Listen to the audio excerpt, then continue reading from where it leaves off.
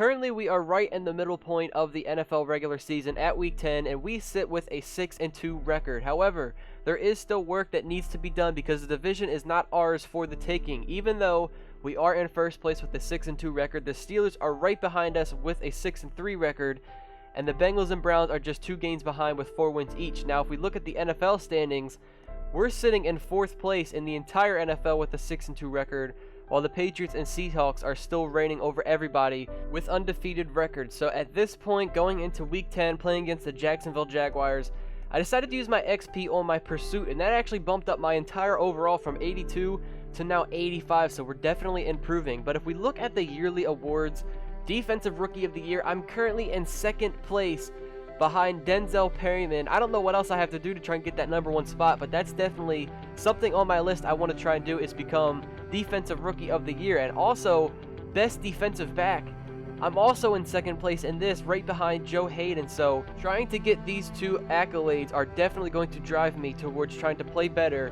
and earn these goals.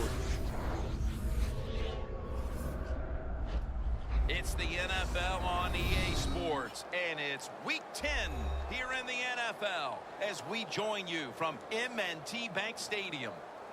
Hello, friends. Jim Nantz alongside Phil Simms, and I guess the big question, Phil, before a kickoff is, what do you expect here today? Well, I think we got 2 really good football teams playing here. All right, so here we are, week number 10, playing home once again against the Jacksonville Jaguars, rocking the all-black uniforms. Let's see what the Jaguars can do on their first offensive possession. So, Blake Bortles is going with the passing play, and I'm already making a tackle. And this seems to kind of be like a theme in the start of all of our games. I'm usually getting a solo tackle within the first couple of plays of every single game. So that's definitely a good sign to see that I'm coming up and able to make tackles. Next play, 1st and 10, Denard Robinson tries rushing the ball. And there's not going to be many people that get past me when you're coming one-on-one against me. I'm definitely improving on my tackling game. I'm very excited about that because I'm leading this team in tackles right now. 3rd and 11, next play, Blake Bortles is throwing it deep. And that camera angle was a little bit weird. I'm not really sure what happened. I don't know if I was the one that deflected the pass or if it was Will Hill here, but all I know, it was incomplete, and we didn't let up a long bomb completion. So, next drive for the Jaguars. Again, they're trying to go with a run play.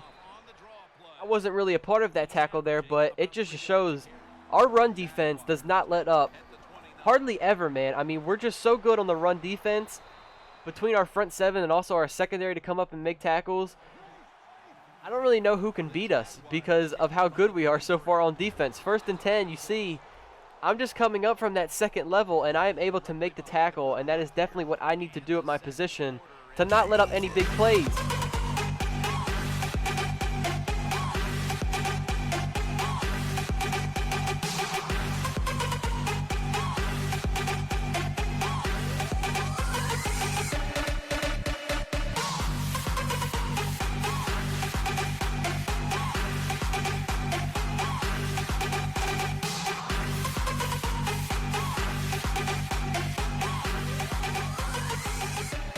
What a crazy play that just happened. Will Hill comes up and just annihilates Denard Robinson. He fumbles the ball while he's in flight in air. And I just so happened to be at the right place at the right time. Was able to get a fumble recovery. And I can now add that to my list of stats for doing that this season. I am just racking up all kinds of stats throughout this year. And if I don't end up with these 2 accolades of Best Defensive Back and Defensive Rookie of the Year, I don't really know what else I have to do to earn those. So, Jaguars next possession, man. I mean, this defense, we're just playing too good right now. Another interception on the list for Jimmy Smith now. And as we come up 1st and 10, I still don't understand why these guys are trying to run the ball. I guess it's because Blake Bortles is throwing interceptions when he throws the ball. But the run game isn't working either. So I guess these guys really don't have an answer for our defense because we're playing so good right now. And as I say that on 2nd and 2, we all just missed the tackle on this guy, Jonas Gray, who used to play for the Patriots. He's currently on the Jaguars, at least for my connected franchise. And it looks like the Jaguars have a little bit of hope with that great run play. And Denard Robinson, this guy just likes flying in the air, I guess. He hops over all of the linemen, gets in for the touchdown, and it looks like the Jaguars could be right back in this game. So we're in the 2nd half now. We do still have the lead. We put up another touchdown. We're up 21-7. And these guys, they're running the ball so much It worked one play just before the second half, but it's not going to continue to work because we are just all over this, and we're tackling machines right now. And I mean, I guess that's all they have to do is run the ball and hope for not to get a fumble, because when they throw the ball, Blake Bortles is throwing interceptions. 2nd and 10 now. I am just taking out the knees of Julius Thomas. Definitely a low hit, but 28-7 game now. I don't know if the Jaguars can come back from this. Blake Bortles is trying to run now, and I'm about to kill their quarterback. He's trying to run on us, and I'm laying some hits on him as well. You see the stat line right there. I now have 7 tackles in this game, 2 of which are tackles for losses. Next possession for these guys, I mean, like I said, I'm just a tackling machine right now. And that is going to wrap up this game against the Jaguars.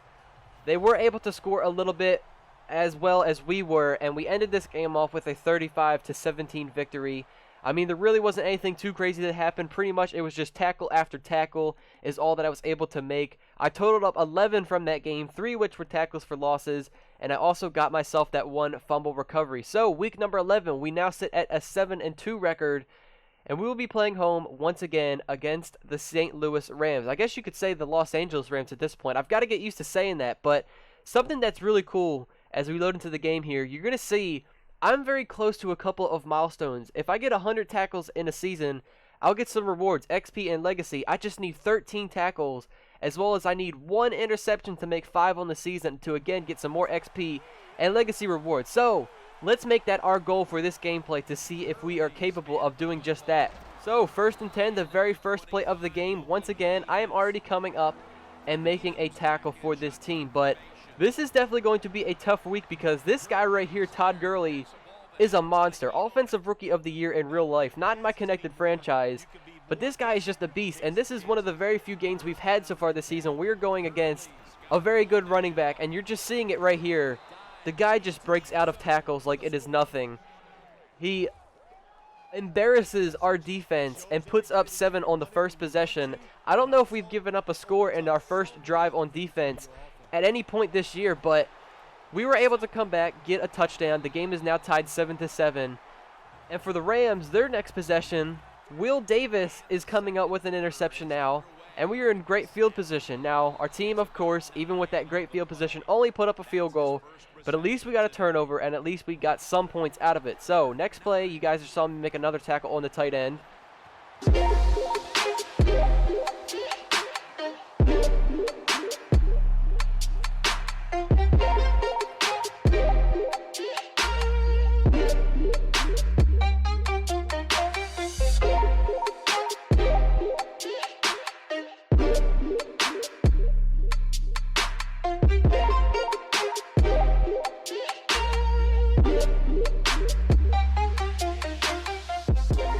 There it is, interception number 5 on my season and career. I have now earned myself that milestone and legacy.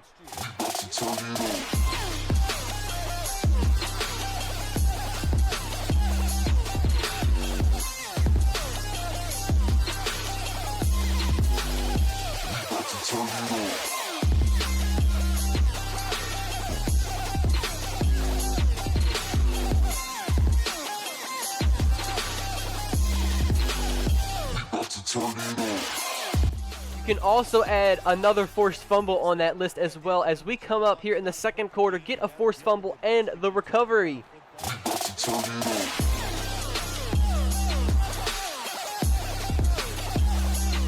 Was that the exact same play?